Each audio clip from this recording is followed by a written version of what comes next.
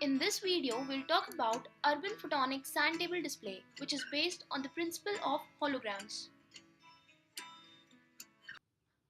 Many of today's conflicts occur in urban settings, making the ability to visualize conditions in urban areas increasingly important to commanders and mission planners. The Defense Advanced Research Projects Agency recently completed a 5-year program called Urban Photonic Santable Display. Urban Photonic Santable Display creates a real-time color 360-degree 3D holographic display to assist battle planners. Without having to wear 3D goggles, a team of planners can view a large format interactive 3D display. Until now, 2D high resolution flat panel color displays and 3D static monochrome images have been the most advanced visual planning tools available. UPSD assists team based mission planning, visualization, and interpretation of complex 3D data such as intelligence and medical imagery. It permits simultaneous viewing for up to 20 participants.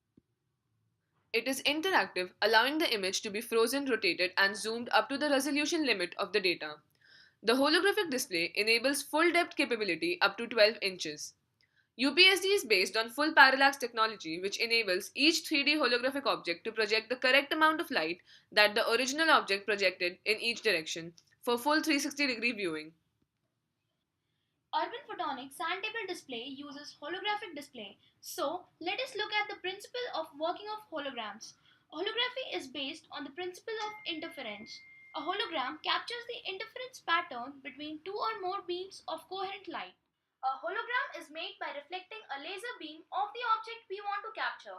Laser light is much purer than the ordinary light. The laser beam is split into two separate halves by shining it through a half mirror. When a laser beam is split up to make a hologram, the light waves in the two parts of the beam are traveling in identical ways. One half of the beam hits the object and reflects onto the photographic plate inside which the hologram will be created. This is called the object beam. The other half of the beam bounces off another mirror and hits the same photographic plate. This is called the reference beam. When they recombine in the photographic plate, the object beam has traveled via a slightly different path and its light rays have been disturbed by reflecting off the outer surface of the object. Since the beams were originally joined together and perfectly in step, recombining the beams shows how the light rays in the object beam have been changed compared to the reference beam. In other words, by joining the two beams back together and comparing them, you can see how the object changes light rays falling onto it, and that's simply another way of saying what the object looks like. This information is burned permanently into the photographic plate by the laser beams. So, a hologram is effectively a permanent record of what something looks like seen from any angle. Now, let's see why do holograms appear three-dimensional. Every point in a hologram catches light waves that travel from every point in the object. That means wherever you look at a hologram, you see exactly how light would have arrived at that point if you had been looking at the real object. So, as you move your head around, the holographic image appears to change just as the image of the real object changes, and that's why holograms appear to be three-dimensional. Benefits of holographic displays. Unlike the existing 3D technology that allows 3D viewing only from certain angles and can depict only 3 to 4 inches of visual depth, the new technology has much visual depth capability, extending up to 12 inches. Researchers have outlined multiple benefits of this new technology.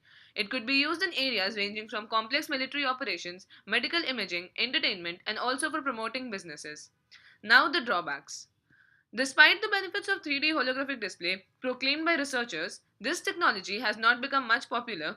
It requires large amount of mathematical calculations and algorithms for the production of an exhaustive hologram. This has so far prevented it from being used outside the laboratory, thus limiting its use mostly for complex technical purposes.